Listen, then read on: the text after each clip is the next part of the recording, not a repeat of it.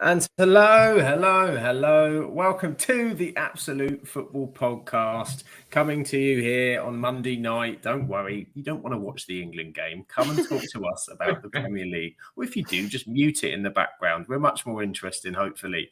Of course, there's been no Premier League this weekend, but there's still plenty to talk about, which we're very excited to talk about. And to my left, I've brought with me my pod bestie is here to support me in tonight's footballing endeavours. Charlotte, how are you? Yeah, I'm really good, thank you. I'm absolutely buzzing, to be honest. We don't have to watch that England game. So thank you so much for saving me obviously the snooze fest. But how are you? Yes, I am not too bad. I've had a non-footballing weekend, which is very odd. It was very weird. I was keeping an eye on some of the lower league games, but it's been a very strange weekend, I think, without that. We'll talk about that on I Thursday. think we will. But of course, I'm hosting, which means Josh usually does your musical intro. So I'm all about the limericks, and I've got you an introductory limerick. So Char's beloved Rochdale play home games in blue. Some weeks she reports that they played quite poo. But when Aldershot came to town, Dale turned that frown upside down. So she's getting a Jimmy McNulty tattoo. There we go. And Char will be covering the Rochdale victory on our lower league show on Thursday. And before we come to obviously our super special guest that I can see there, we're going to go to the chat and welcome everybody in. We have Spenny fan Chris. Afternoon, folks. Oh yes, of course, Spenny fan Chris is across the pond in some way. So thank you for joining us today. Mr. Luke, or everyone, I think he's playing. Did I see Gateshead drew Rochdale in the FA Trophy? Out of every team we could have got, I am fuming because Gateshead, I've said time and time again, when they played Rochdale, they are the best team I've seen us play this season. And then obviously we had to draw them, obviously. Of course, has to be done. And Craig spotted that as well. Rochdale versus Gateshead in the trophy. Welcome in Craig. Welcome in Simon. Welcome in Heather. And Shawnee has said he's agreed with us. He'd rather watch the pod than fall asleep watching the shovel of whatever. At least we know we're not that boring. There we go. But of course, welcome back. Welcome back to the pod. Second time guest to us. Harry Scarfe is with us. I'm going to say X Factor voice, I think. Harry Scarfe is with us to join the pod again. How are you doing, Harry? You well? I'm very good, thank you. Thank you very much for having me back, and thank you for saving me, like Charlotte absolutely rightly says, from watching England, because nobody wants to see that. I can't wait till the international break is over, but it's great to be here. Big up to the chat. Thank you very much for having me on again. You're absolutely welcome. Thank you for joining us. We are very pleased. And of course, guests get limericks as well. We don't miss guests out with limericks. So Harry supports Spurs, known for playing in white. This season, they've brought him such delight. They sold that Harry Kane lad, brought in Ange as their dad, and he makes them feel that it will all be all right. So there we go, Spurs and Ange. And that is something I'm sure we will be talking about as we go through. Everyone, I think, is very happy we're here, so that they've got some distraction from the England game. Heather is watching the England match and this. Simon is also saying thank you for saving some watching. It sounds like the performance isn't great. And as well, welcome to Aled as well, too, in the chat. So I think before we sort of go on, and we've got a lot to discuss, even though there's not been a lot of football that we're gonna get through and talk about. Harry, of course, you've had a very busy and exciting week, of course. Harry, if you don't know, was nominated for the Football Content Awards and attended last Thursday? It was on last Thursday. Congratulations on your nomination. And how was it? Tell us all about it. Oh, thank you very much. No, it's a fantastic evening. Sadly, didn't win anything, but it was an honour to be a finalist, to meet so many amazing people. Because you speak and connect with these people online, but to see them in person is lovely, and some people you watch when you were younger, etc. So no, fantastic evening. Amazing. There was their ages in the end. I didn't want to leave, so it was absolutely fantastic. And hopefully be back next year. So yeah, thank you. It was amazing just to be there. No, it seemed a fantastic night. As you said, a lot of people that interact online getting to interact in person. Some fantastic winning awards, and say to get a nomination is amazing, mate. So congratulations for all of that. And of course, Charlotte, some congratulations to her game too. Double winners. Charlotte, again, I mean, you need a bigger trophy cabinet, Charlotte. What's going on? Luckily they're not my house, so I'm fine. Like, my house is fine, but yeah, it's just amazing. And just to see the work that everybody does and it get recognised, it's just brilliant. And yeah, long may it continue as well. Like all the good work everyone's putting in. And the thing with her game too is it's not just an achievement from one person. It's just individuals around the country, around the world. Obviously, we've gone international now, whether it's football, whether it's hockey, whether it's cricket, whether it's rugby, it's amazing. So some really, really good people working in her game too. And yeah, deserved. So well done, everyone. Absolutely well deserved. Absolutely. Congratulations, everybody involved with her game too, as you said, going from strength to strength, and great to see it getting recognised and taking that out there. So fantastic for everybody who was involved in the Football Content Awards. Excellent stuff. And we have some more people in the chat. I'll welcome in as well. We've got Jenny in the chat. Hello, welcome to you. Thank you for joining us. And Mr. Luke, given my poem knowledge. There you go. You say it gives me something to do on the drive home from work, doesn't it? Coming up with these little silly I feel rhymes. like we have to write you one now, though, Sam. I'll write you one. There you go. Christmas poem. There you go. I'll accept a Christmas poem. That's my present to you. That's a present, is a Christmas poem. So, of course, we're here to talk about football, and there was no Premier League this weekend. So the one thing we get away with not talking about is VAR, of course. It's a VAR-free podcast. Can you believe it? We never thought it would come.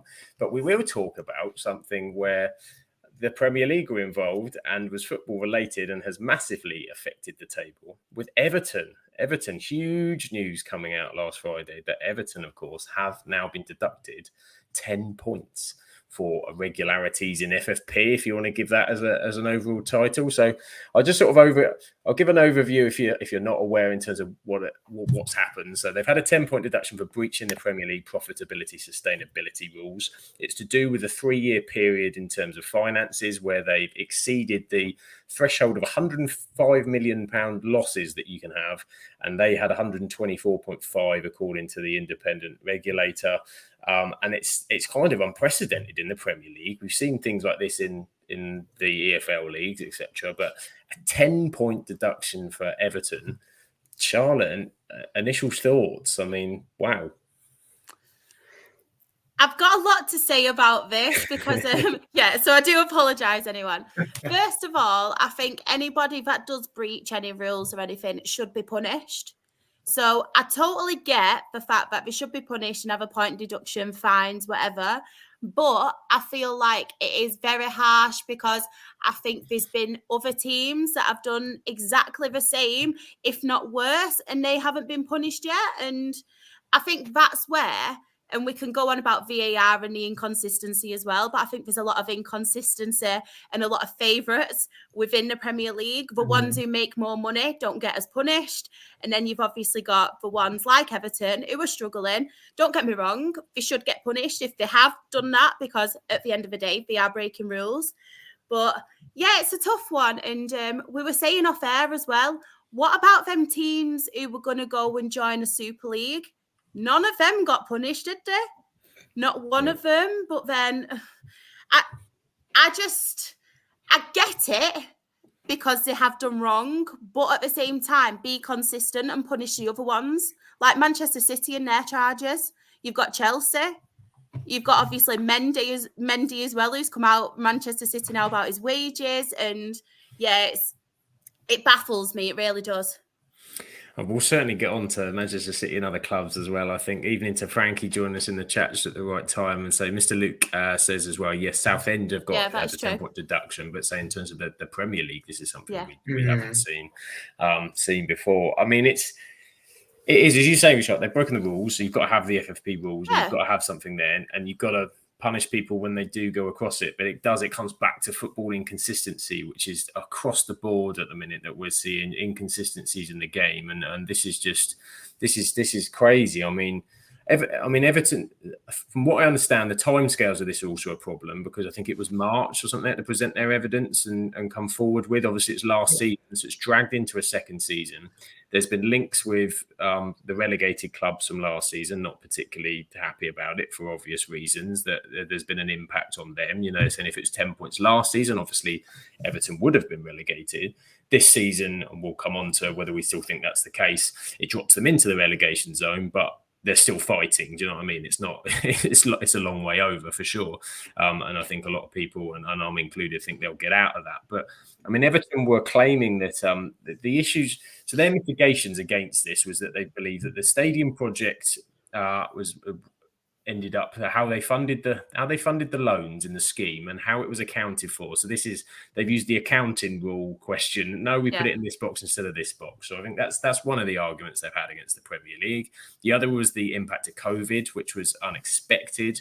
And they said it made it difficult to sell in the market as well during COVID, was their second argument. The third was a contract to unexpected termination of a key player, Player X, they're calling that. I think we know who Player X is with regards to a cancelled contract for Everton. I think it was last season that left the club.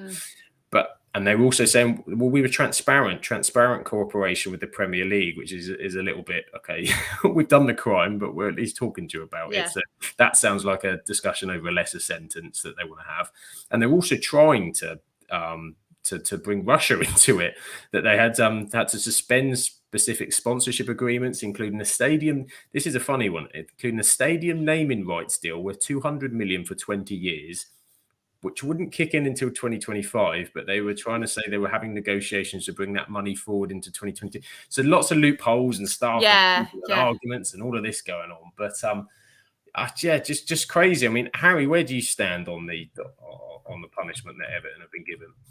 Yeah, good question. It's very, very interesting situation. I think Charlotte's spot on. I think you're both spot on in terms of Everton, from what we can see, committed that crime and they should pay the price. For me as well, it's very harsh, that we've started now. I think it's the timing of it that's more than harsh. I suppose, it's not the end of their season, etc. But, they submitted their response in March. It should have ideally been dealt with before Everton kicked the ball, because Everton fans, etc., they were really frustrated with it. But I suppose at least starting the season, where you stand and you've got to make those points up. Whereas Everton would just get a bit of momentum going, 14th in the league.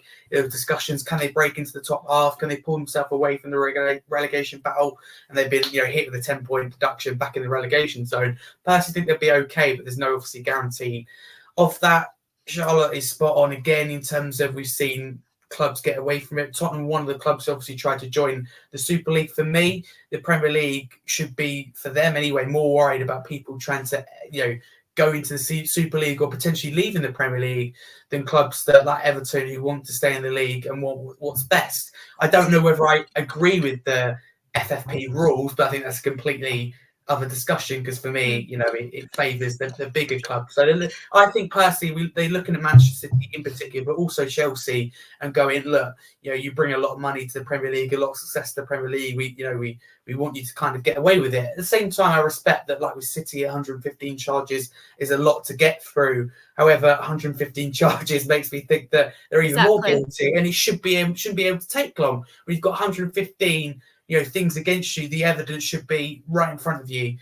But City spend a lot on lawyers, etc. So I suppose it's complicated, but it depends on we see the right adjustment. Because if City have, let's say those 115 charges, they're guilty for each and every one of them, then what punishment will they get? If Everton get a 10 points deduction, it's got to be so much worse than that. So the Premier League have kind of take a really, really bold stance to go down the points deduction route. I like it in a way, because I said with Chelsea, like when they broke the financial fair play rules, that to them where they can spend for one window or the fine doesn't really change anything. It should be the points deduction. So I like it in a way. I just don't agree with the timing.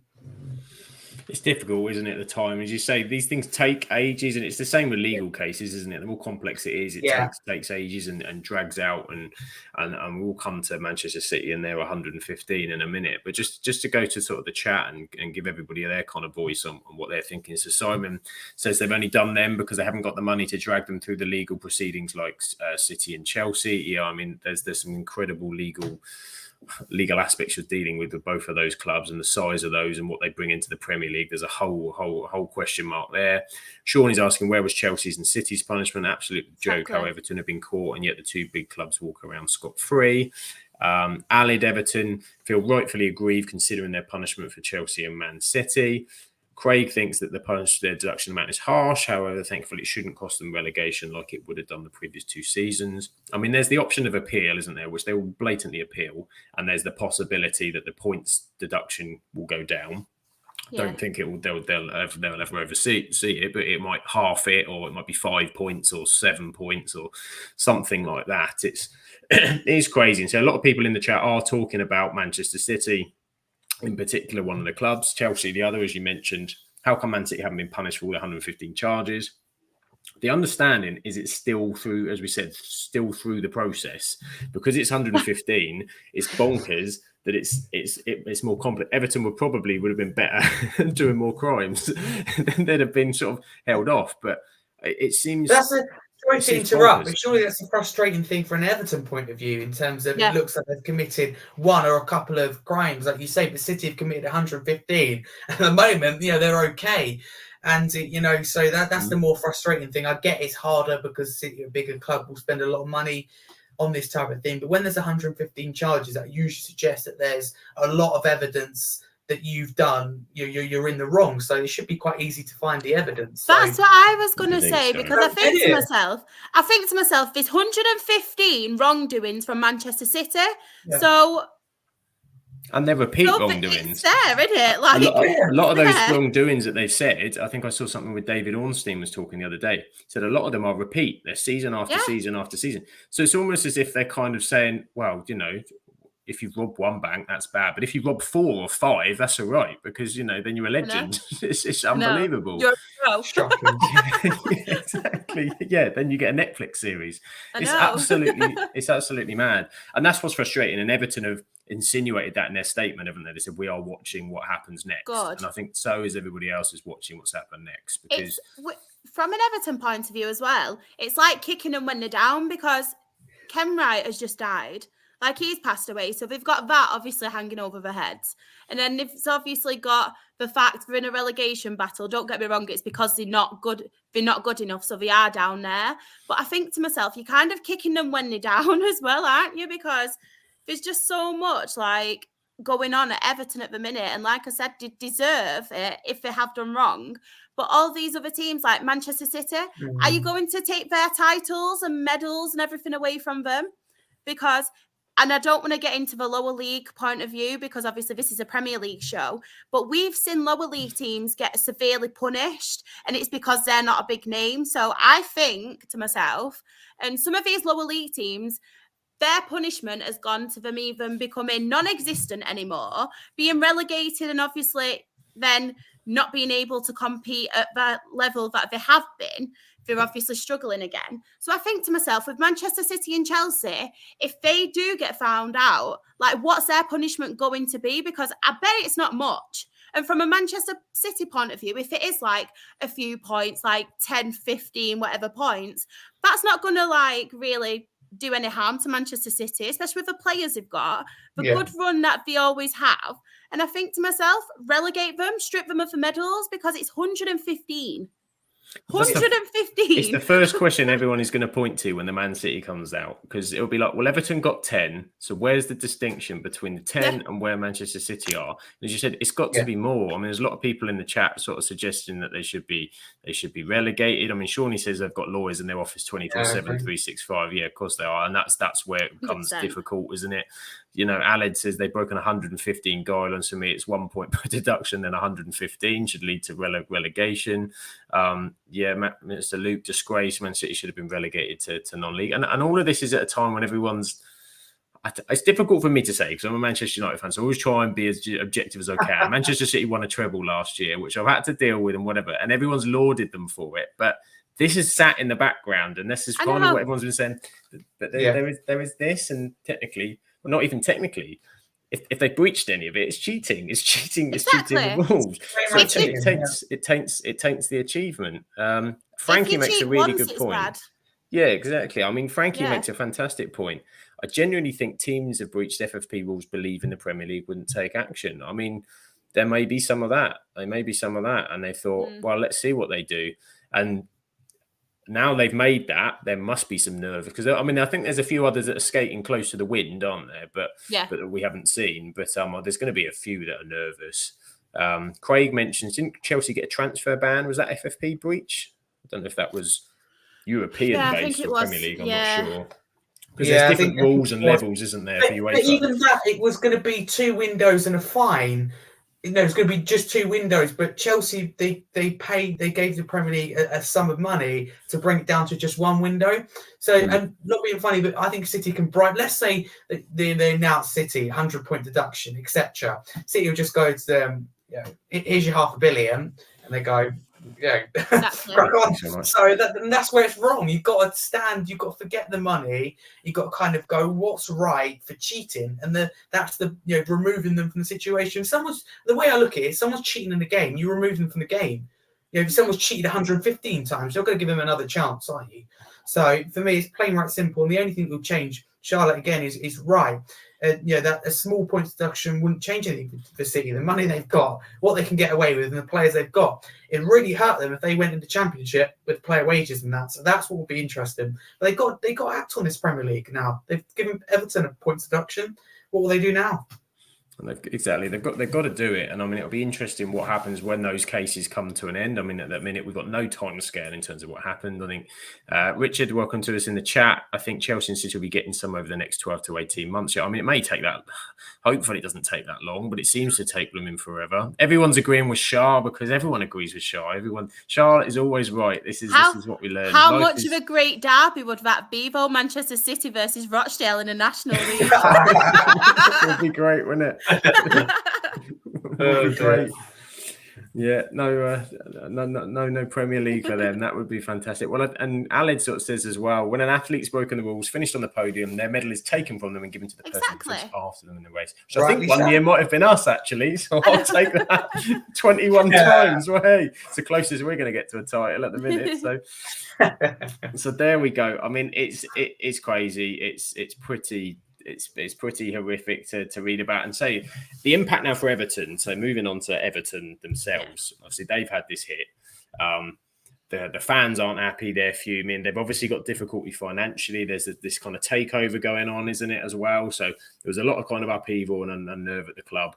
They have in recent times in Premier League football been playing quite well, actually. Last month and a half, they put a really good run together and sort of really started to steady the ship and things were looking good. So without that, they'd be in a lot of trouble. But I did see when we talk about relegation, I think Opta do this kind of percentage, don't they? Which is a bit like the likelihood of it happening. And Everton were 3.5% to get relegated after the Palace game, and they're now 35% chance to get relegated.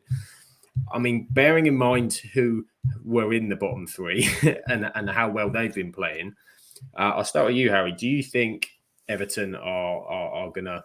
Will this be the reason that they would go down, or do you still think they're too strong and the bottom 3 will be the bottom 3 that was last week? Good question. This is where the Premier League's so unpredictable, because you asked me in the first 3-4 weeks of the season where Everton pretty much struggled to get any points on the board, I would have absolutely would have killed them and they'd gone down. But Everton have put a run of form together, like you say, got it going, proper playing for the team, playing for the badge, if you like, and have picked up points along the way as well. So I think they'll be okay, personally, just because of the Burnleys, the Sheffield United and Lutons, who I can't see getting a lot of points. So for that reason, I think Everton should be okay. But nonetheless, in football, gaining an extra position for someone like Everton with financial situations, it will mean a lot. They took a big gamble, for example, with the new stadium, like you said, that got that owner situation taken over. And we know there's no secret that Everton's recruitment has been poor. They've invested money that's gone to waste. I think some of the managerial appointments as well is quite questionable. And it just costs a lot of money, from contract terminations to players having to be sold, not getting the money back that they got. So yeah, they're in a difficult situation. It's the fans, the ones that I feel sorry for, because not necessarily using Everton for an example, but let's use a random club as an example. Let's say they commit offence like financial fair play. For me, it's more the fans that are punished instead of the owners. The owners are okay, like they're leaving or they've left, or there'll be no punishment. But the fans are the ones who see their team suffer, be less money in the transfer budget. So I feel for Everton, but I think they'll be okay. I kind of hope so as well, because I think they've been kind of hard done by, because I'll be definitely looking into Manchester City and Chelsea before I'd even consider giving Everton a points deduction. But they've done it now, and pressure's on them to stay up because they are in the relegation battle. They are. I mean, so they obviously were still kind of in it, but pushed ahead and had been doing well. I think that the general consensus in the chat is they feel they're going to stay up. Ali thinks they'll stay up. Simon thinks they'll stay up, and that the three that were promoted will be the ones relegated. Craig says Everton were 8 points ahead of Luton. 2 points isn't much to stay up, which is true. Mr. Luke wants to send Everton down. I mean, it's a difficult one. It galvanises them, if something else, because of the time of season, I think, as well, and because they've been playing better anyway, kind of a lot more cohesive under Sean Dyche. Defensively, they'd been a lot stronger, hadn't they, in recent weeks? So they are a different, they are a better prospect. Shah, do you think now, based on what we know, with Everton's point deduction, come May, will they stay up? I'm hoping so. And as we said, they are strong compared to the other teams. But I do take into consideration as well with the point deduction, if they do get a few injuries like they had at the start of the season, that could take its toll on them. So you never know. Obviously, Jack Harrison were injured. Calvert-Lewin, you never know with him, is made of glass, isn't it? As we all say all the time. All it takes is a couple of injuries with Everton, and who knows? Like, I want to say that they'll be okay because I think they are a lot stronger than the teams who obviously got promoted last season. But as I've mentioned, they did struggle at the beginning, especially with injuries and things like that. So obviously, and with them not having the funds at the minute to kind of improve, who knows? This is it, isn't it? And the funds could be an issue when it gets to January, all sorts of issues. But they've been, if without those last few weeks, I think this is it. A couple of weeks, as Harry said brilliantly, the league changes week to week. Our opinion kind of half changes week to week. It's very quick to jump on, and Everton had been very poor, and then they weren't very much. So there we go. And I think as well, Josh has joined us in the chat. Josh, he loves a good opinion, so let's read Josh's opinion. It's wrong that the Everton judgment is made before City is dealt with. Also, let's not forget that Arsenal have also been on the edge of violated. Yeah, exactly. There's a number of clubs, I think, isn't there? And a lot of them will be very worried because they'd have been thinking, even if we do, we might be all right. And the Premier League have kind of shown their hand now. So very, very interested. And Heather, it's VAR's fault. It's always VAR's fault. Always blame VAR, even on a VAR-free pod. What happens? Money as well, isn't it? And like I said to you, Sam, off air, it isn't just the Premier League. It happens in Spain as well. And you've got like your Barcelona, who every season they say have financial trouble, but they still manage to find the funds to sign like 7, 8, 9, 10 players who are on ridiculous wages and stuff. Real Madrid, and I just think to myself, this is all football. But I feel like with football, your higher teams who make the money don't get punished, but you have your lower teams, and it's the same in the EFL. To be fair, the teams that make more of the money and have a higher teams don't get punished half as much as like the lower ones, and it is really sad. It's like at the minute with what happened with Southend in the lower league, you've got what's happening with Reading. They're having point deductions most weeks because they can't afford to pay like the wages for players, for staff. And I think to myself, like, you've got your Manchester Cities, and I'm sorry I keep going on about them. It just frustrates me so much. You've got your Manchester Cities who've got all this money, but nothing will happen to them because they've got money. But then you've got like clubs like that who could go out of business, like Bury did, and that's what really infuriates me. And so, I'm so sorry because it is infuriating, isn't it? And you can see if you're a supporter of any of those clubs and just watching this go, this is absolutely bonkers and just isn't. The fairness isn't there. We know the finances don't make it so it is fair.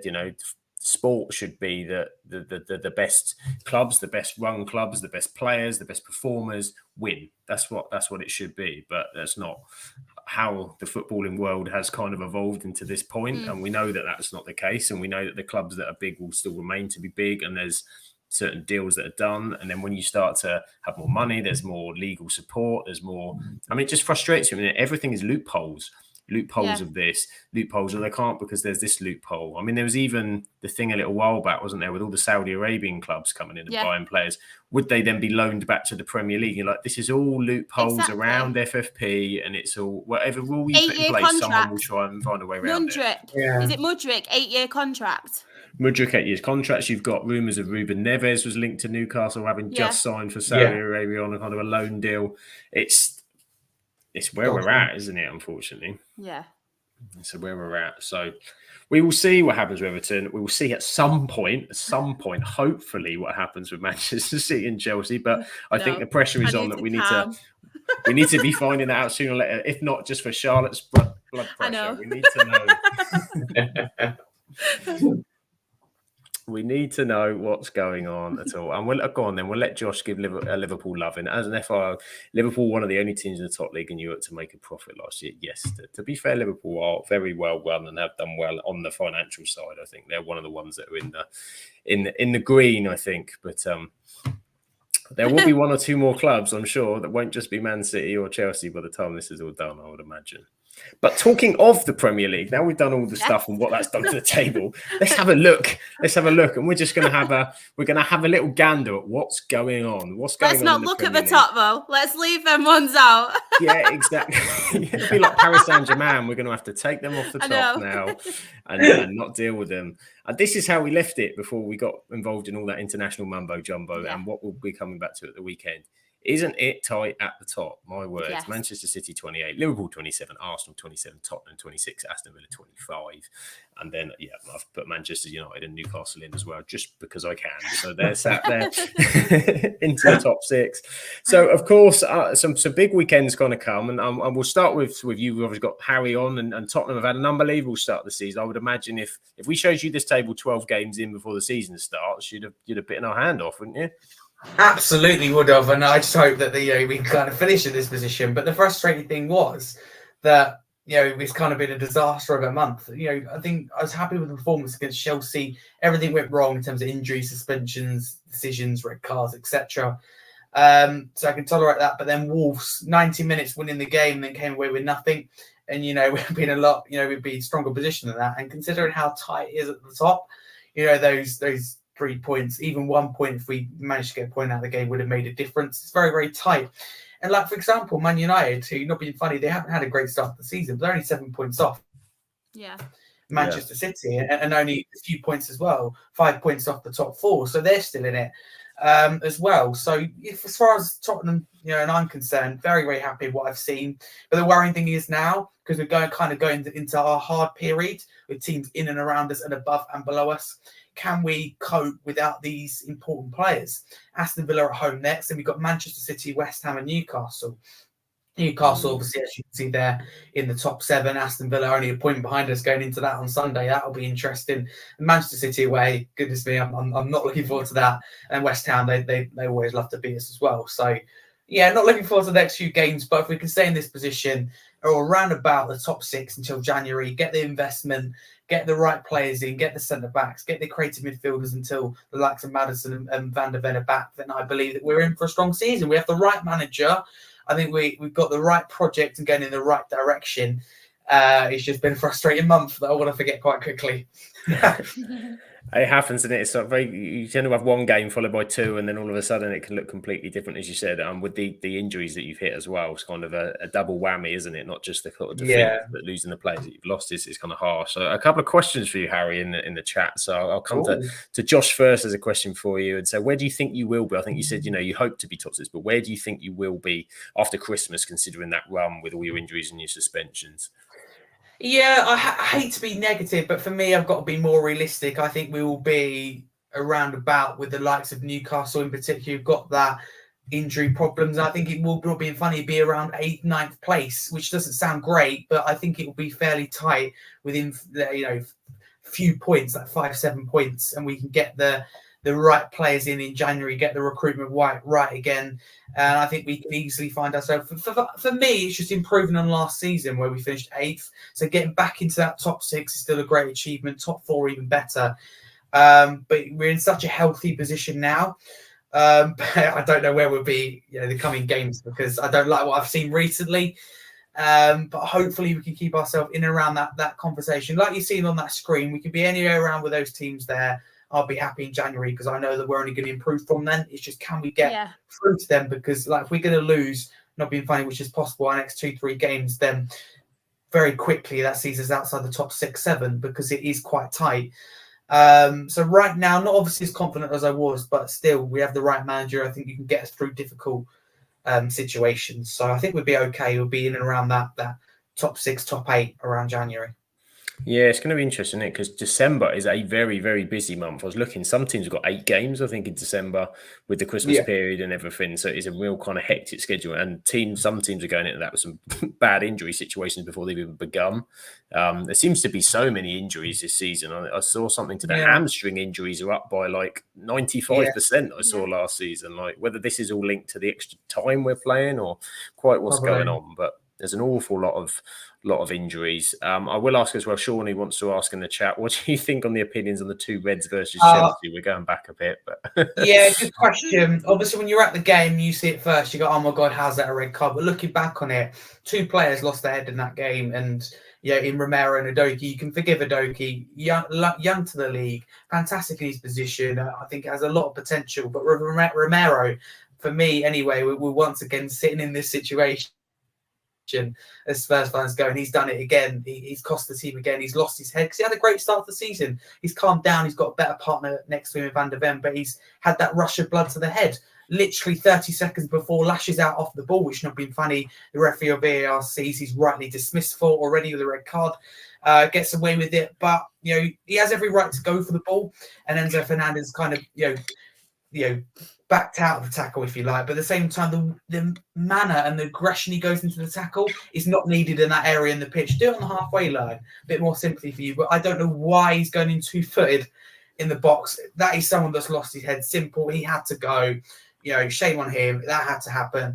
Udogie as well, very young. For me, looking back on it, I don't know how he wasn't dismissed for, again, straight red card for the first yellow card tackle. That's 2 feet off the ground. That is definitely endangering an opponent, and that is something we all want to see given as a red. It's a surprise that wasn't given, and he knew it. With the second tackle as well, he was never going to get there. Should have stayed on his feet. He just didn't have the pace. He didn't have the... he lost his head for the game and just went in, and he knew it was too late by then. It cost us the team because, the frustrating thing is, Sam, is that I think with 10 men, especially 11, we could have beaten Chelsea. I think with 11 men, we could have won that game 3-4-0. I don't. We were very, very strong that first 20 minutes against them. Very strong. Yeah, don't they were struggling to deal with them. Against Man City, but I don't think they were up. They weren't good for that game. They struggled to break us down, even with 9 men, until we played basically with no defenders and all in midfield in their half. Did they have any chance? But again, that's what I hope doesn't let us down with Ange, because I love him, but he is kind of stubborn. Again, we got this another stubbornness of a manager where he looks at Chelsea. We all know that the likes of Sterling, Cucurella, that the pace that they bring, we play an extremely high line. I get it with Van der Ven, the recovery pace he's got. But when you're playing Dyer and Højbjerg at the back, who I don't know anyone slower in that team. I don't know why you play a high line, but both were red cards for me. However, I do question. We talk about consistency a lot. Sterling dived twice, which I thought was interesting. And Reece James, there's an elbow there. Could that have been a red card? So our players are rightly dismissed, but Sterling did dive twice, so maybe they could have had a player sent off as well. It was a very, very interesting and debatable game, that's for sure. I think we were what a game for YouTube, by the way. It's superb. I wasn't on the pod this week. That week, I think I was chatting in the comments what was going on that week, but it was absolutely bonkers. I'll go very one quick question more because there's a lot of questions coming for Harry. We can't ask them all to Harry, so we need to get on with some other bits. But there is one more, and I think I know the answer to this one, but I'll check with you. Does you know when Maddison's back? I think I heard Ange say not until the new year, wasn't it? Sadly, not until the new year. We obviously miss Maddison a lot because he's that final piece of jigsaw, creative piece. We lack creativity against Wolves, but I don't know if it's a question in there, but I'm going to answer it anyway. Some people ask, who do we miss more, Van der Ven or Maddison? I love Maddison, but it's got to be Van der Ven because of the recovery pace he brings. Fastest registered player in the Bundesliga last season. You look at the way we played with that high line against Chelsea, and I know they were caught offside so many times, but once that Chelsea player broke, they had, not being funny, in the end 5, 10, 15, even more yards, free space to run into. If it wasn't for Vicaria, that could have been a cricket score. So it worries me without Van der Ven, playing the likes of Manchester City, because we know that Postecoglou will go for it. We're playing the high line. We're going to do it against Aston Villa as well, up against the likes of Diaby, Watkins. That scares me for those high full-backs. But no, Maddison's not back until the new year. I wish that wasn't the case, but yeah, new year. That is where it's at. Yeah, I mean, it's an interesting period that Tottenham are going into, as you said. Those injuries coming in, and Van der Ven, I agree. I think is a huge miss for you guys. That one, as you said, the depth that you've got coming in to support it, but he just kind of he's become that back line in terms of the way that Ange wants to play. So I do think he is a huge loss, and to lose him and then Maddison's creativity, you've lost something both ends of the pitch at the same time. So it's going to be a real challenge for sure. It's going to be very, very intriguing indeed. But we'll let you have a rest for a minute, Harry. And we'll come to Charlotte on what's going on the rest of the table. So obviously Manchester City are kind of doing their Manchester City bit. Yeah. They're there. I mean, in previous years, we've kind of, they've not been top, and it's January. We all seem to know that they come on the motor, and then that's kind of when they lift off. Obviously, the last game was that bonkers match with Chelsea that was kind of back and forth. But where do you think with this City team compared to last season? Obviously, treble hangover. It's going to maybe take some time to get going. Are they as strong as last year, or do you think they're a little bit more fallible? I don't think they're as strong, definitely. I think they're losing more games, aren't they? I think the last few times I've seen them play, I've not really been that happy with them. When I've watched the telly games and stuff, I've not been that happy with them. Obviously, I think they really did struggle when who was it I forgot his name now, in CDM. He was suspended. Oh, Rodri. Yes, that's the one. I could not think of his name then. Not really, I had a mind block. But I think we really struggled, obviously, when he was out. And I don't know with Manchester City at the minute. Don't get me wrong, they've got the players. They have got a couple of injuries as well, but every team's got injuries. But yeah, with Manchester City, they kind of, I don't want to say too much about them, because every time I say, oh, will they, won't they, they're having a bad patch, then they'll prove me wrong and go on a really good run and win a lot of games. But I do think I don't think they are as strong this season. I don't know if it's De Bruyne, obviously being out injured. I think that's a big loss for him. Haaland in games this season, even though he has scored, he's been a bit off the boil, hasn't he? He's not been the Haaland we saw last season. Like I said, with Rodri as well, it took him a while after he got back to kind of get back into how he was performing in previous games before his suspension. And I think for defence as well with Manchester City, that's something we're not seeing. They're not as strong defensively at the minute. They are leaking goals. So, yeah, it's one of them with Manchester City where I think they're not as good as last season, but I still think they are one of my favourites, them and Liverpool, I would say, which pains me to say it because Josh is in the chat. But I think it is out of them and Liverpool who will win it this season. It's interesting how it's tightened straight up, isn't it? Because I think I had Liverpool second in my predictions at the year. I thought Liverpool were a much stronger position. I think they did have an excellent transfer window. You've still got Salah there, who's amongst the best in the world. You've still got a lot of talent. They've made a lot of additions to that front line. Each window, there'd been another quality player added. They didn't stand still. They had to move Mane and Firmino on. But in that period, there was Luis Diaz, there was Darwin Núñez, there was Cody Gakpo, Diogo Jota, the window even before that. So they've done really well with that. The midfield has been a big change I've seen for Liverpool. Szoboszlai is massively coming in and doing really well. Class him. You've now got that Klopp's kind of tweaked in with this Trent kind of thing that you can't just play him as a right back. So he's trying to figure that problem out. We seem to forget about that for 5-6 months or a little while and then think I'll deal with it. But now he's kind of assessed that. Van Dijk's seems a lot more stronger than he was kind of previously. There's a lot more solidarity. So this is a very, very good Manchester Liverpool side, and the next game being Liverpool-Manchester City is very, very interesting because Liverpool, one of those teams that always gave Man City problems. I think we spoke about it last Monday because of their high press, high energy, getting on the front foot, attacking them like Chelsea did. That's where you can get at City, and that's where Liverpool were perfect at it. And I think that's why they used to rattle City in the games they used to play against them. I mean, Tottenham had a pretty good record against City as well. I think, Harry, last few seasons, they always used to be. And it was kind of a similar approach that they had to take in those kind of games as well. So it'd be very, very interesting how that game goes, I think, and will really tell us where this Liverpool team is at because there still seems to be the odd stutter, and that's the question marks. Do they have the consistency in the engine to go in the second half toe to toe with the City? We will see. Like the Luton game the other week, games like that, you can't afford to be dropping that when you get beyond New Year, when you're in the title race, because they've seen it before. They went almost near perfect, didn't they? And still couldn't get over the line against City because they just won. So Liverpool are interesting, and Arsenal up there as well. Still, we can't write Arsenal off.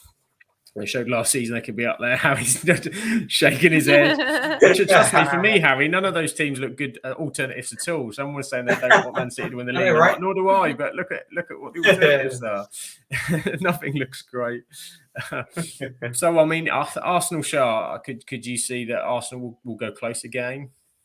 I think they could go close, but I just don't think they've got that mentality that your Manchester City and your Liverpools have. You know, and I don't know if it's because of obviously with last season and it tailed off, but I just think Mikel Arteta hasn't got that mentality that Pep and Klopp have. And I think that's where they will struggle. Don't get me wrong, they've added some good additions. They've got people to come back as well, haven't they? Who've been out injured. Declan Rice, I think, is a fantastic addition as well. You've got still your likes of Saka and people like that, which I think, obviously, they did well last season. I think they'll do well again this season. But I think with Arsenal, because they are quite a young side still, even though you have got your little bits of experience, I just don't think that mentality is there with them yet. But I think because of how well they did last season, they're kind of expecting it now, Arsenal fans. Yeah, their expectancy and their I wouldn't say belief levels, but they believe they deserve to be there again. There's definitely that kind of, and that's that. Oh, as soon as it dropped off a bit, then we got the kind of Arsenal complaining and not so happy about it again. But I mean, the squad that they've got, you know, they've improved it in some areas. I think that they've got the right to say that they're kind of in there. But as per last season, even more so than last season, we're all saying we've now got to prove it to us. You now got to prove that when push comes to shove. And they had a wobble, and that was it. And we all know that that's you can't have that when you get to the final aspects of the league against City. So it's going to be very, very intriguing how that kind of go.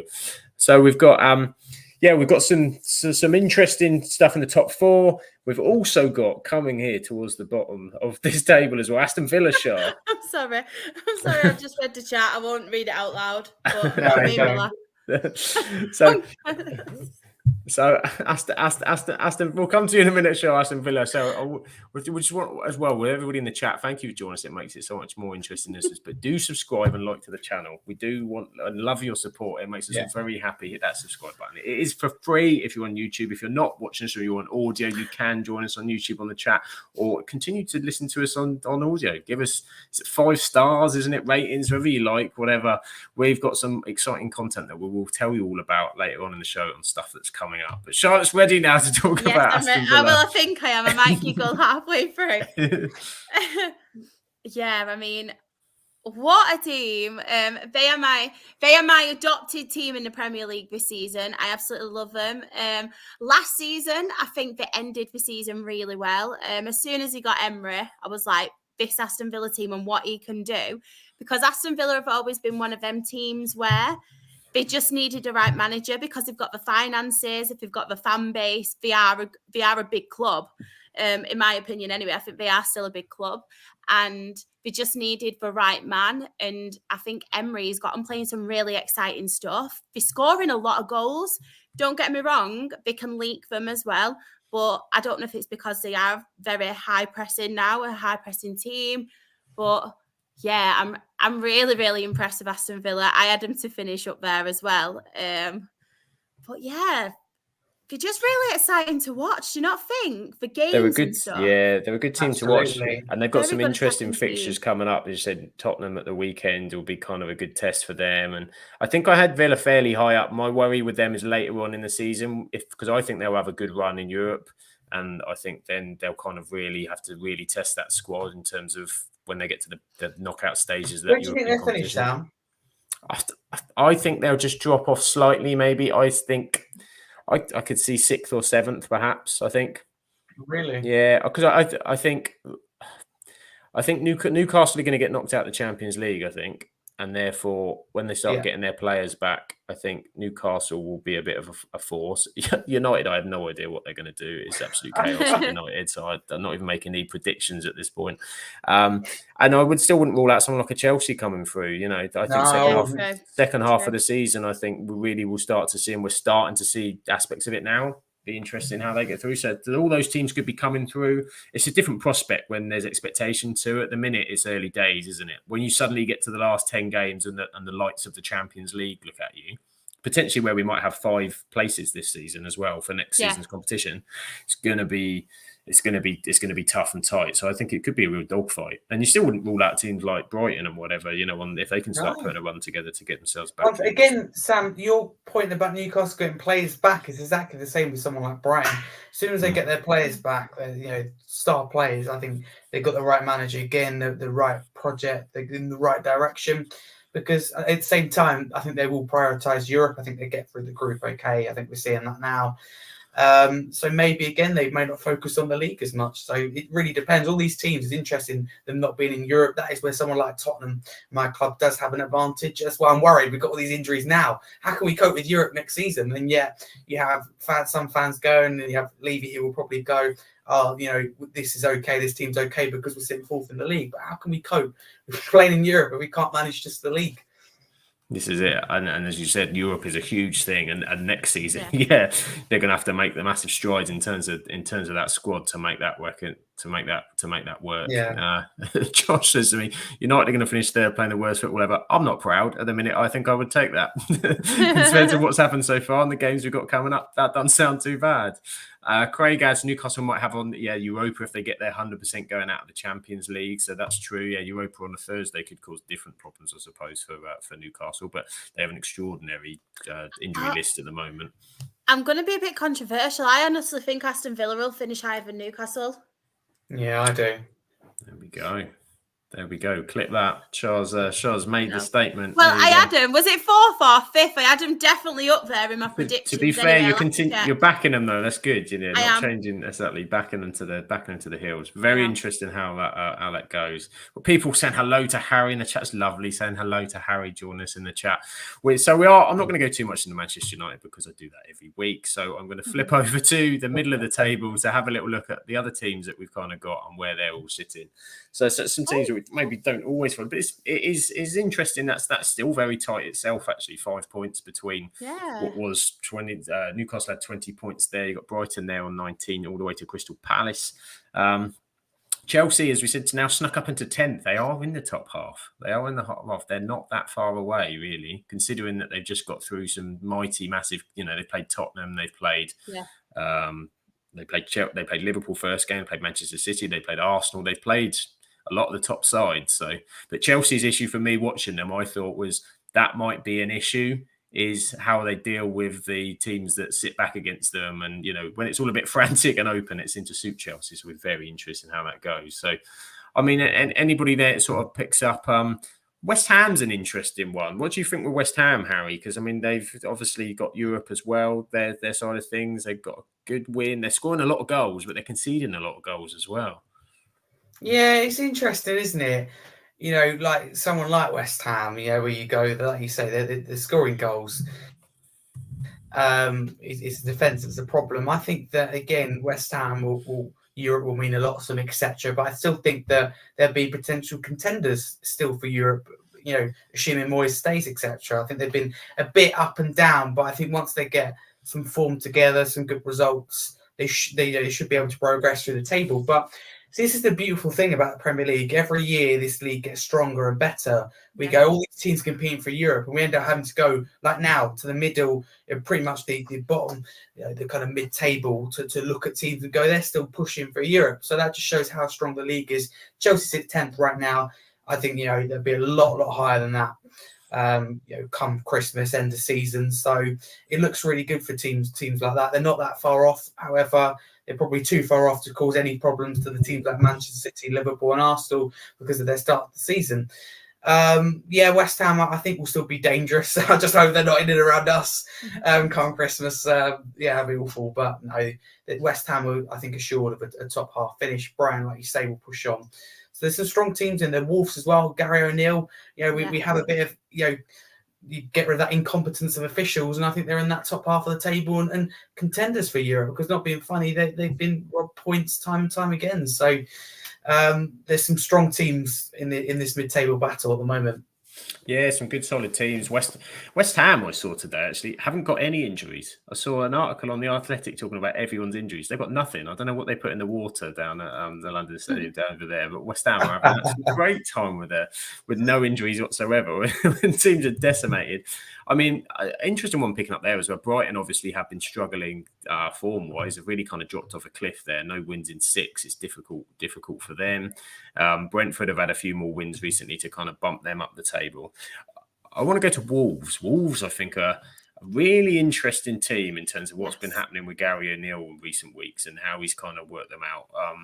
They kind of had a slow start, difficult start. They seem to have every decision running against them in first part of the season. Always seem to involve Wolves. Pedro Neto's been fantastic. He's now injured. And then they still went, and obviously they beat Tottenham last week, but they're playing football that's been quite exciting against the top teams. I'm quite impressed by the way they kind of play and move the ball quite quickly. I mean, can Wolves get any higher? Do you think any higher, Shah, for Wolves, or is this the ceiling? Looking at the teams around them and just if they've got to come back for teams above them and stuff, I think if they do go higher, I don't think it'll be by much. But I was just about to say I'm really impressed with Wolves, especially considering the players they've lost as well in the transfer window. But I've watched them a lot recently, and they actually play some really good football, to be fair to them. I think they just need a couple more additions, and I think they'll do all right. They were actually one I was quite worried about as well this season with just losing, obviously, Neves and some other players. But yeah, I'm very impressed with Wolves, and you just think some of the decisions they've had against them, if obviously it was more consistent VAR, they might have had a few more points, obviously gained on what they've got now. Yeah, they've been doing fantastic. As Craig says, 8 points from Tottenham, Newcastle, Villa, Manchester City at home. Every time I've seen them, I've been impressed. I was impressed by the first half performance against Liverpool as well. They came out and gave. He'd only been in charge for 4 days for the first game of the season against Man United, and the way he kind of had them passing the ball and ticking after just 4 sessions.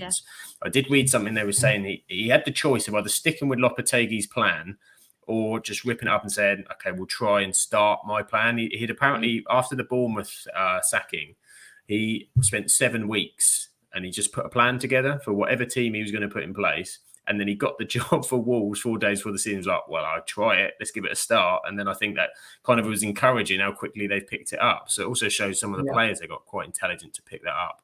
I mean, it's crazy. Simon's pleased to see O'Neill doing well because of the way that he was treated at Bournemouth. And Josh is confused. He's confusing him. How Wolves are. I thought they could have done this to be doing better than results show. They've got some very good technical players, Wolves. They have.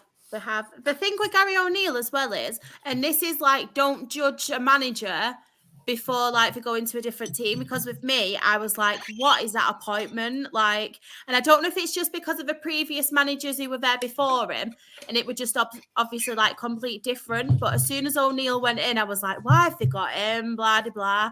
And it just goes to show, never judge someone. And I was the same with obviously Ange, because I didn't really know much about him. When he came to Spurs I thought, oh, is it going to be like a big step up and this? But yeah, just don't judge a manager before they actually go to a club, because you might be proven wrong like me. Don't judge a manager by their cover. There we go. That's the moral of the story.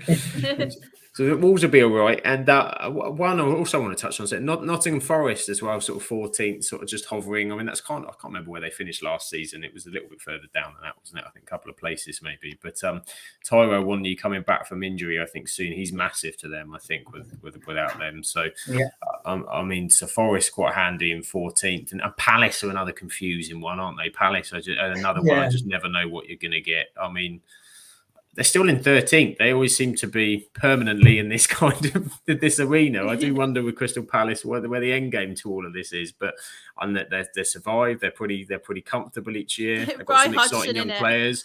Roy Hodgson will be there until the end of time. You know, he is the wisdom of youth. That is Roy.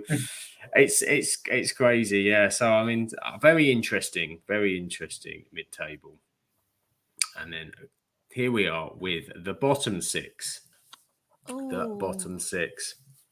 of course, with Everton with the asterisk next to it, thanks to the FFP ruling this week, it's not looking good for. I was going to say the bottom three, which is now the bottom four. It's been a real struggle for Luton, Sheffield United, and Burnley so far. Harry, can you, out of those three, what you've seen so far, who do you think is the most likely to put a challenge up to maybe get out of it? Yeah, good question. For me, it'd probably be Luton. I think at some point this season they're going to get a good run at home this season. I think they're going to make it intimidating. I think we're waiting for them to get a result against the top team. That nearly happened against Liverpool. Good point, don't get me wrong, but that could have really kick-started something. I think we're waiting for someone like, not being funny, Manchester City to go there and then to actually somehow beat them there to really kick-start the home form. I thought would be against us because we have this thing against smaller teams away from home, but we broke the cycle this year. Luton, it'll be, I think, a miracle if they do stay up. But out of any of those teams, Burnley, I think Vincent Kompany's too stubborn and unproven, if you like, to change his style of football. I think they'd go straight back down, bottom of the league, probably one of the lowest, if not the lowest points tallies ever in the Premier League. I can't see them not being. I don't want to sit here and say I can't see them winning another game, but I really struggle to see them winning. And that is a massive problem. Like we said, Everton will be okay. Sheffield United, I don't think are great. I think they get a few draws here and there, but again, struggle to win. Maybe another 1-2 wins along the road. Again, seriously, I think that, this is a bold statement perhaps, but I think both Sheffield United and Burnley are really going to struggle to get to 20 points, let alone 40, which is often needed for them to stay up. I can see them getting below 20, which is quite scary if you think about it.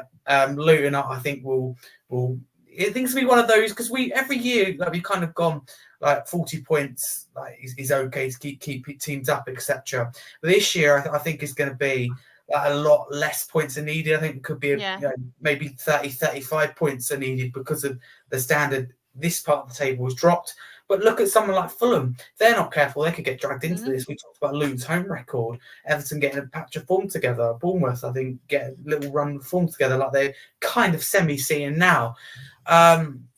They've got to be very careful because they didn't expect to be in this position, but they've had a tough start.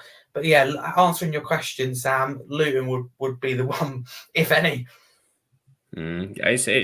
It's so tight still down the bottom. You look at how many wins those teams do have, how much a win does change things. We say week to week in the Premier League, one week someone can see dead and buried, and then all of a sudden a win or a couple of wins and they're out of it. So Bournemouth have picked up some very good wins in recent weeks. It's been very important for them to kind of step away from it a bit.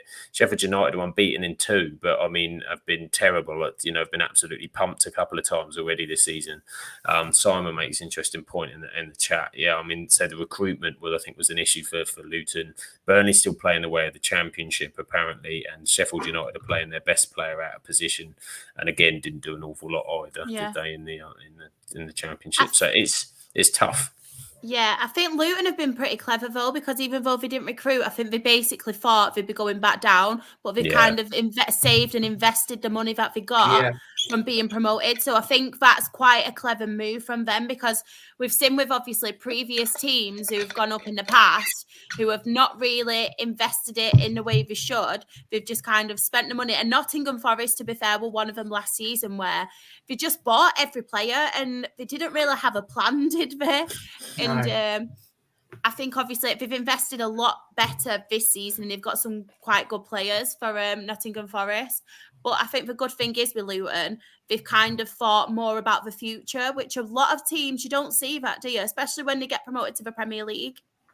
No, that's it. It's very much the case for them to take that kind of long-term view. I think Josh mentioned in the chat, taking a long-term view in terms of what they're doing and to get here. But one thing I don't get that they're not playing like Tim Krul in goal, for example. He's got that Premier League experience. He's done it consistently. We've got a problem where Luton are actually letting quite a few goals in, and they've got that defensive problems. I think someone like Tim Krul could really give them, it sounds silly, but a fighting chance of them staying up. So I think Luton have got some individuals in there. They've got the team spirit. I think they've got the manager.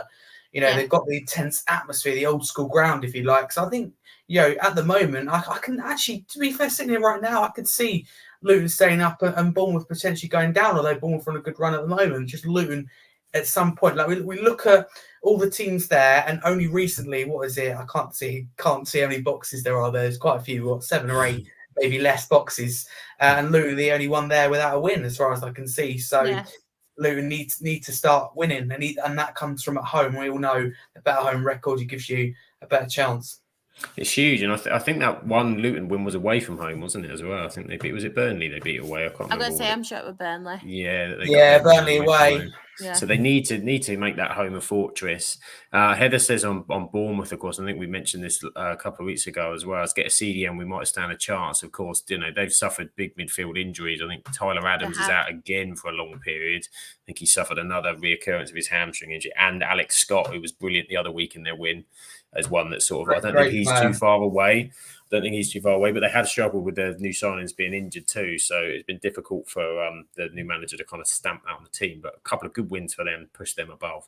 And of course, Fulham are snuck in there. Fulham down at 15. Now, Fulham are a funny one because I was having a look, and their most recent wins, both this season and last in the Premier League, have come against either promoted teams or the teams that got relegated last season, plus Everton. So literally these in this list, plus the ones now playing in the Championship, which I suppose one way of looking at it is, well, that means that they're better than the teams just below them. So they'll be all right. But the other way is they ain't causing anybody else much trouble.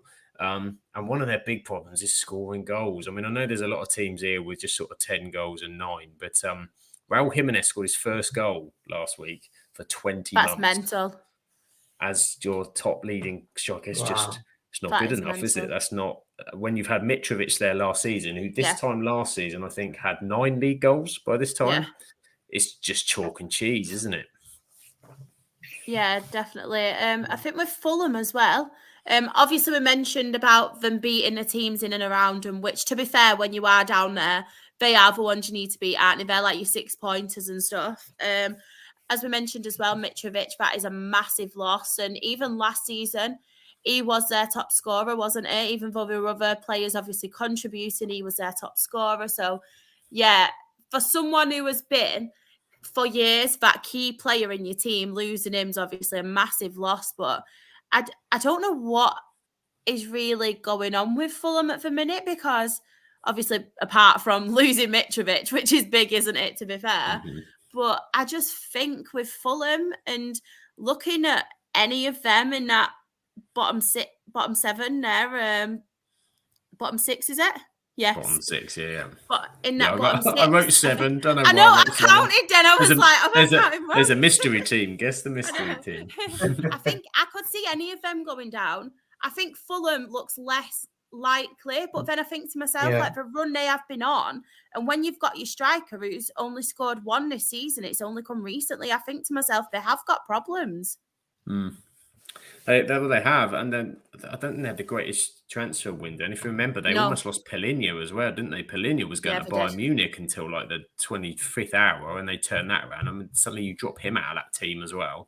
They've had a real kind of downgrade on last season. I think they're basing it on the fact that we are better than what's below us, so we'll be okay in terms of relegation. But they need a striker. I wouldn't be surprised 100%. to see Fulham go and get something in January. If they've got the money to do it, I suppose, is the other question. But even when I saw them play against Manchester United, they had chances, but they were awful, weren't they? They make a lot of defensive errors as well. You make a lot of errors, yeah. But even just scoring like easy chances, I looked at them, and don't get me wrong, I'm not one to judge because I'm not a footballer and I'd probably sky it as well. But looking at the chances, I thought to myself, you could have, if you had Mitrovic there, it would have put that one away. But I don't know if it's because they're low on confidence as well, own individual errors. I just don't really know. Yeah, I think definitely the case of both. I mean, the goal that Man United scored came from 4. It was like 4 separate Fulham errors leading up to that. And against Aston Villa, they made multiple issues as well. They had a nightmare. And Justice Williams been good. I think he's been all right. I think, say for a 35-year-old or whatever he's playing off the wing, they're going to need something else to help them. I agree with Mr. Luke. Fulham will stay up. Yeah, I think they'll be fine. Craig's comment is interesting as well. That would be a very interesting. Danny Ings out of favour at West Ham. Yeah, you could. I rate him. I think that'd be a good idea. I think you can. I'm not going to say you can hit Mitrovic levels, but I think you get closer to that. It's a shame with Jimenez because that injury with Wolves. I think that's what's done it, because you see he doesn't go with his head a lot anymore. And he doesn't score. I don't think he scored like a headed goal since. So it's quite sad for him because it's the quality's there, just hasn't got the confidence. So for Fulham, like you say, it's not a great time, but they should be okay, because no disrespect to the teams in and around them. Let's just exclude Everton for a minute. The teams around them, they should be okay. Yeah, it's difficult, and it is an interesting one because of his injuries. As Heather says, he's more of a sort of a that is squad true. player too. Yeah, so true. there's that element. I suppose he definitely probably comes with a big kind of wage. Josh is happy that Willian gives him. Josh, you could play up front for Fulham. I've no doubt about it. I've no doubt. Oh, I really liked Willian. I did like Willian. You know, when he was at Chelsea. Yeah, it was a very good signing for them, wasn't he? I think we got him from Shakhtar or somewhere, and he did a great job for them. Craig says, Krul should have been goal was on the bench for Norwich last year. Yes, he was. Just a few more in the chat. I said Simon says quite a bit of money that Luton got when on upgrading Kenilworth Road. Heather, do you think that Luton or Sheffield United could end up with less than Derby had that time? That's the thing that's going around. Are they going to beat the Derby points total? Yeah. Yeah, it could well be the case. And Craig makes a good point about Jimenez. Yeah, it wasn't the same once Jota went to Liverpool. Yeah, the Jota-Jimenez connection at Wolves was electric, wasn't it? So it was very good indeed. So there we are. There's the Premier League table. It will be back, of course, this weekend, which we're very excited about. But we've gone through the teams. We'll flash quickly through these as well, because I know we're sort of getting on a little bit. So look at some of the sort of stats into some of the players. I've jumped a few stats, and here's your top goal scorers. And obviously, Erling Haaland is leading the list. Mo Salah's not that far behind. Son's obviously back up there as he was a couple of seasons ago. I'll come to you first, Harry. Any shocking names on that list that surprise you? How well they've done so far this season in front of goal? Yeah, there is actually. One's got to be Callum Wilson, considering his injury problems. He's actually up there. He's had a great. I've just realised, by the way, the teams that I put next to that are not correct whatsoever. I've copied and pasted something else. I've moved players all over there. So with Arsenal, Isak of Wolves. Yeah, interesting. Look at this reduction. Something else. And you've got I can't see a number 4 there either, but it's interesting. I like the way that you've joint third. That is. Joint third. Okay, I see. That takes up 2. Yeah. Heather, would you take Nicholas Jackson at Bournemouth? There you go. I've just made some transfers. Sorry, Harry. Carry on. No worries at all. Yeah, love it. Isak for Wolves as well. Love that. Isak, listen, Callum Wilson's competing with the top player and Isak, who they're both injured at the moment, I know, but Wilson's done well to be up there, competing with Isak and an injury of his own. So for him just to retain that position is quite impressive. Son as well, a player who took him a while to find what his best position is. I think he's done well to kind of be up there. Bowen as well, considering West Ham haven't had the desired start to the season, I think it's fair to say. They haven't been awful. They're realistic position, but it could have been better. So he's done well to be up there. Haaland, what do you expect? I don't think he's been fantastic. To be fair, Haaland, I don't think he's getting anywhere near his figures he got last season for me. But he has good patches, like we saw against Chelsea, and there's no escaping that. Solanke as well, done well for Bournemouth. I questioned him at the start of the season on a podcast. Can he do it?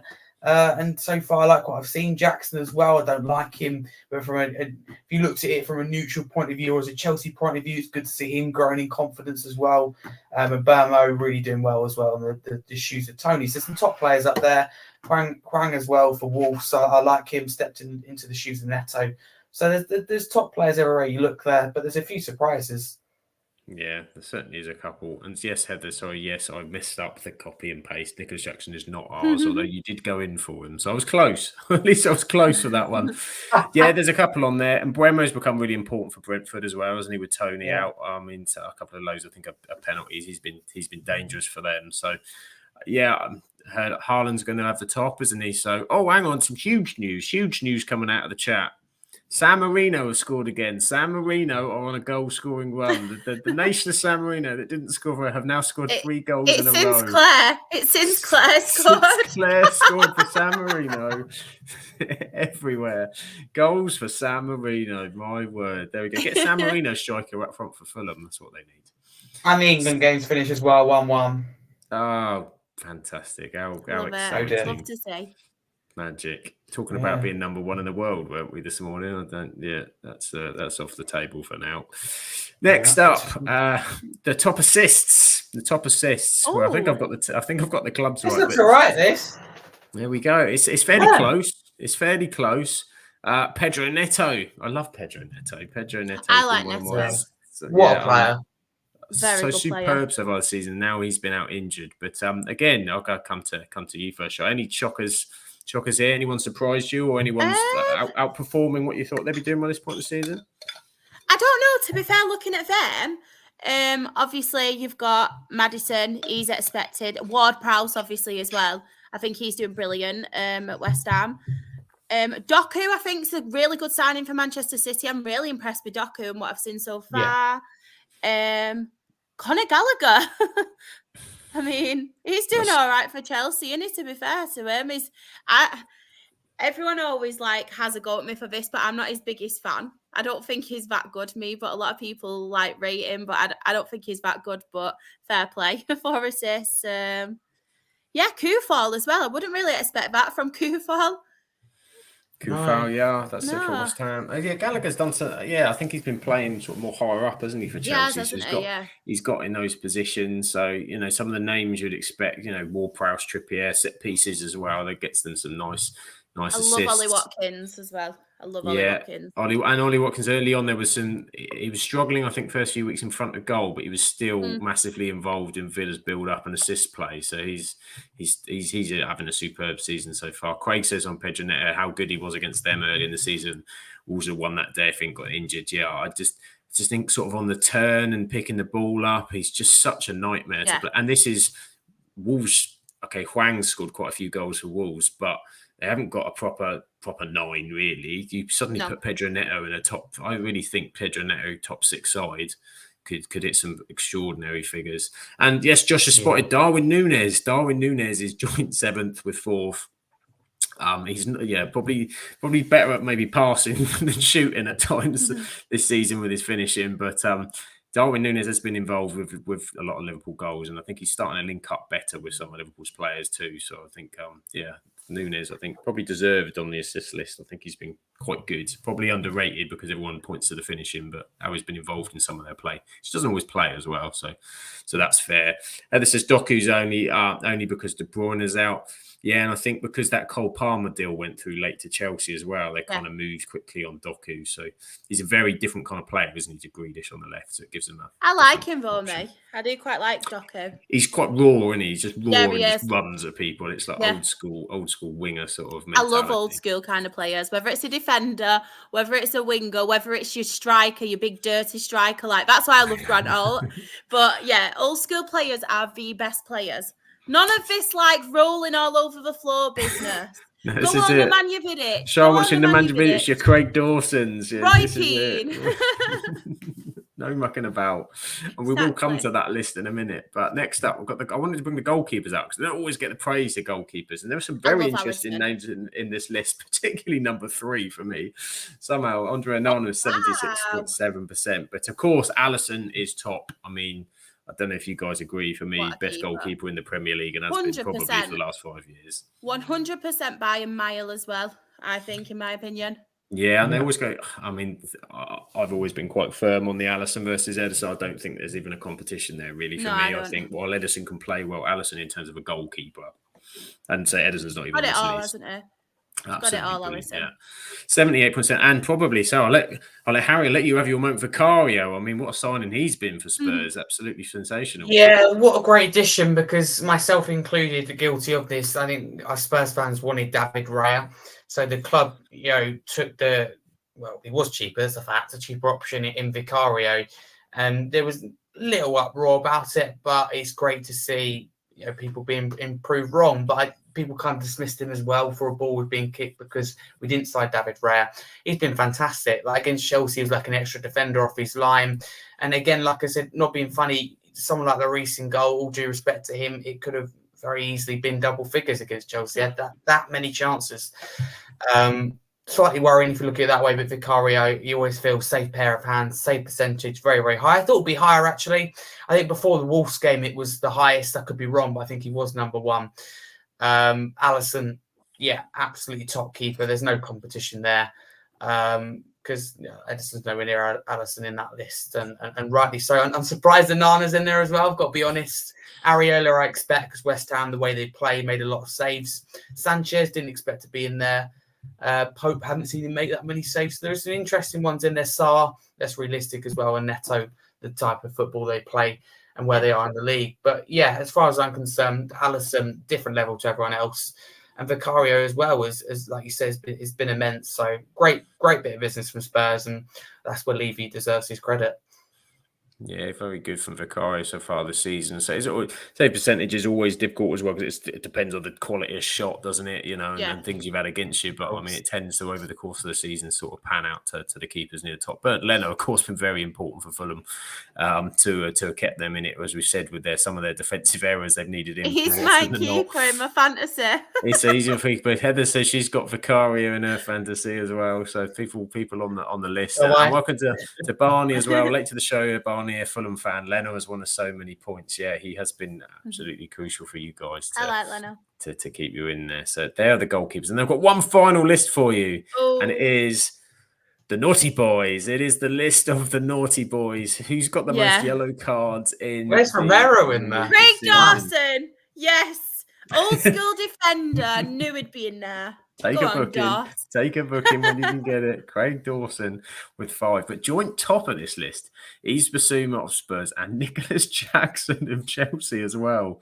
I mean, a striker with that many bookings is a little bit bonkers. But yes, and some new names on that list, new players this season. Obviously, Doggy of Spurs is on that list too. There's a lot of people with 5, so I've tried to sneak them all in quickly at the bottom.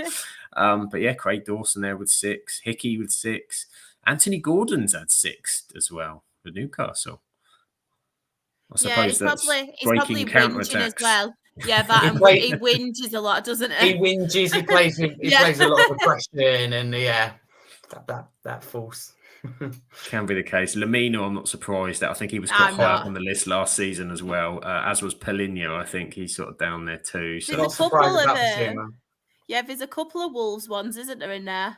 And Spurs. Newcastle. Wolves, Spurs, Newcastle, West Ham. We can see where this is going, see where this is all linked to. So there we are. There is the naughty boys, and that is the end of the list, I think. And so I think we're pretty much there at the end of the pod.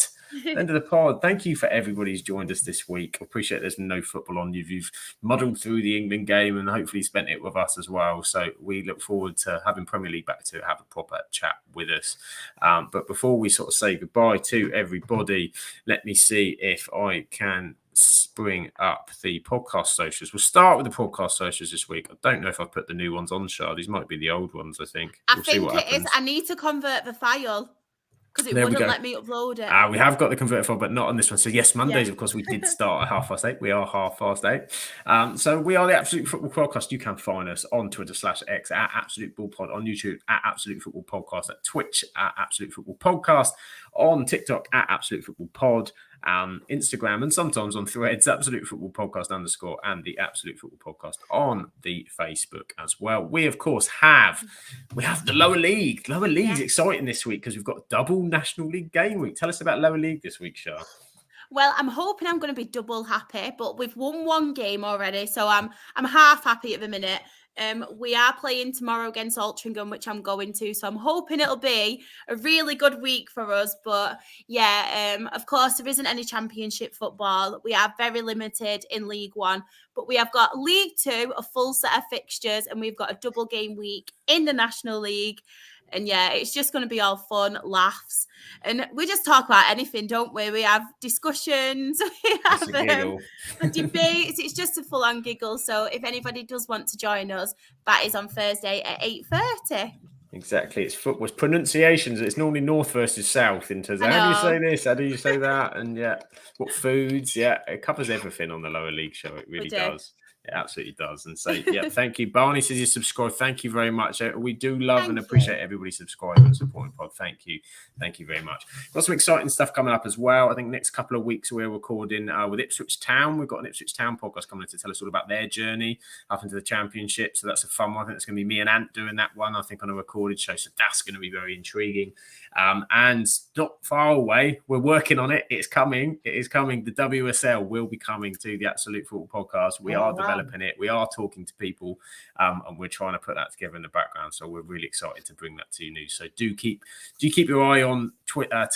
I can't call it X. It's Twitter. It's Twitter. It's Yeah, always Twitter. going to be Twitter. Always Twitter. Twitter. Yeah, Always Twitter. that will be coming. And Shawnee says, yes, where's Claire? Where's Claire will be on Lower League as well. As long as Claire's there. If Claire's there, then Where's Claire is there. Did you see me remove both Matt and Claire from the podcast? I did. It was fantastic. So Josh says all the rascals on that show. Yeah, it was. If you see the clip on our next, where Shah managed to remove both of them in the space of 30 seconds. It was just carnage. It was absolute carnage. And say, of course, where can they follow you, Charlotte, as well? If they're not following you, I can't believe that they're not by now. You must have half the planet supporting you. So where can they find you? Well, I am most active on Twitter, Instagram. I'm on TikTok as well, and I am SharXRAFC. You can catch up with my Rochdale Her Game 2 stuff as well. That is Rochdale HGT. And of course, you can catch me on Thursday because I'm on absolutely Lower League. So yeah, I think that's pretty much everywhere. Magic. Definitely go and support Charlotte. And thank you to our special returning guest, Harry. Thank you so much for being with us again. Absolutely fantastic to join us and always a pleasure to chat to you. Where can everybody support and find you if they're not already?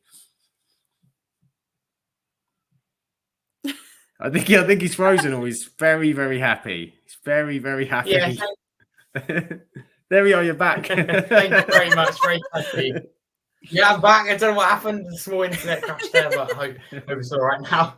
Typical. Yeah, if you want to follow me, you can there. Harry Scarfe 22. Once again, amazing to be at the Football Content Awards final. Something I would have thought had happened. Shout out as well, because I know Charlotte, obviously, you being part of Her Game 2, double winners as well, deservedly so. It's fantastic. Amazing bunch of people who want the best.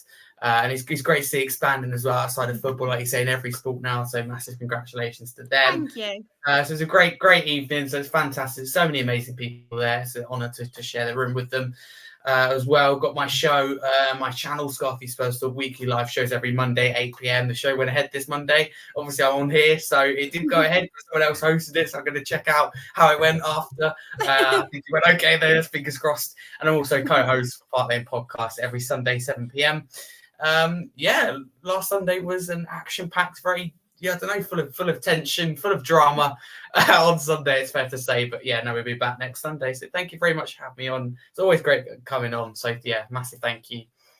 Absolutely welcome. Thank you again for being with us. And of course, thank you to everybody in the chat. You really do make this worthwhile. We do enjoy going back and forth with you. We try and keep as much of you as we can. I know there's been some massive sort of chat in the chat time. We really appreciate it. Hopefully we've been able to share as much as we can in terms of you guys talking back to us. So excellent. Thank you for joining us. Of course, Premier League is back this weekend, but there is the Lower League podcast on Thursday. Don't miss that.